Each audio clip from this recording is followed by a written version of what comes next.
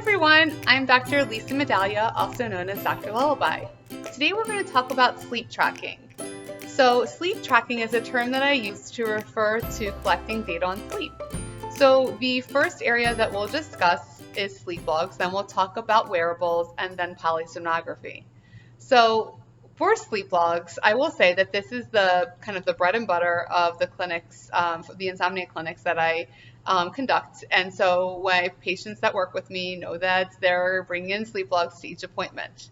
And sleep logs are something that are completed in the morning. So we ask patients to take 2 minutes and give a quick guess on the night before, estimate what time they turned the lights out trying for sleep, how long it took them to fall asleep, how many times they woke up during the night, how long they were awake total, what time they woke in the morning, and what time they got out of bed.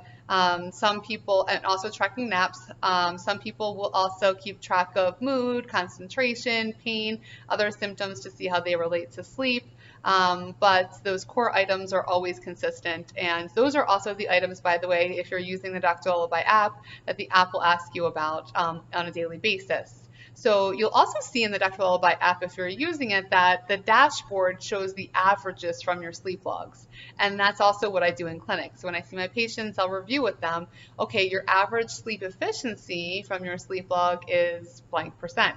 Our goal is to get to an 85 or 90% sleep efficiency. Sleep efficiency is the percentage of time that you're sleeping compared to your time in bed.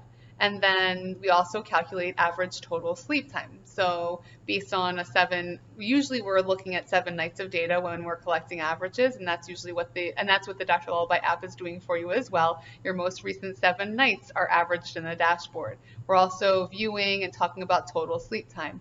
And then finally, we look at sleep onset latency, average length of time to fall asleep, as well as wake after sleep onset, or WASO, the average duration of time spent awake during the night. So when I say, you filling this out, it can be for yourself if you're an adult or teen that's filling in sleep logs, or can be a parent filling this out on behalf of their child or asking for their child's input. One thing that my patients always say to me is, Dr. Medaglia, how am I supposed to know? I don't know. I have no idea how long I was awake for, or I have no idea how long my child was awake for.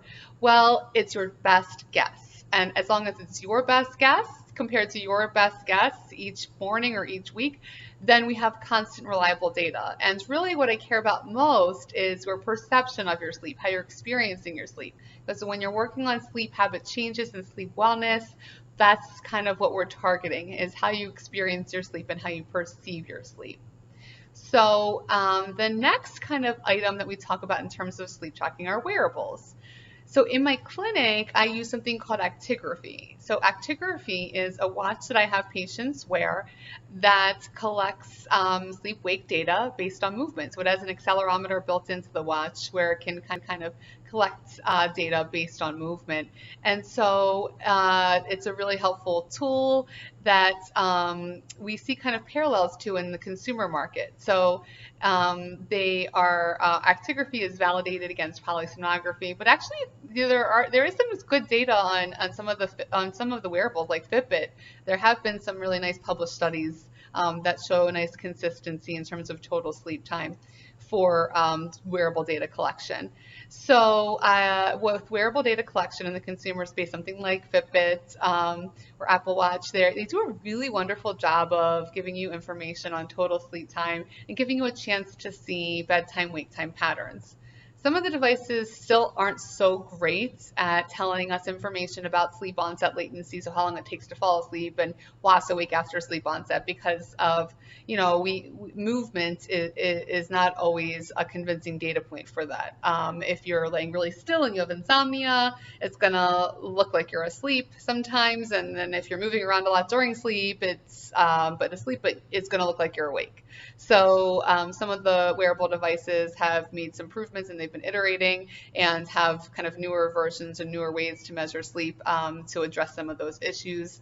And then the third area, really more kind of a sleep assessment sort of area as opposed to more day by day or night by night tracking, is polysomnography. So polysomnography is our gold standard sleep assessment tool. So that is the tool that our sleep medicine providers are using to to assess medically based sleep disorders. So a lot of times parents will come to me wanting a sleep study for their child, but sometimes it's not warranted or not necessarily appropriate. So the main reason that we order an overnight sleep study, the most common reason, is to rule out sleep apnea. So if there's loud or frequent snoring happening, and excessive daytime sleepiness or choking, gasping, some of the other symptoms, which we talk about in a different lesson. So if there are no symptoms of medically based sleep disorders and your pediatrician doesn't have any concern, or you've talked to a sleep medicine doctor, they don't have any concern, then yeah, in terms of if there's not a medically based sleep disorder or medically based sleep symptoms, a polysomnography isn't warranted. Then it's really just about using sleep logs and potentially wearables to collect sleep data. So I hope that makes sense, and I hope that you start using, especially sleep logging, to understand some of the patterns and trends and to be able to look at how you feel or how your child feels and then take into account how the night before might have played into those daytime symptoms. Thank you.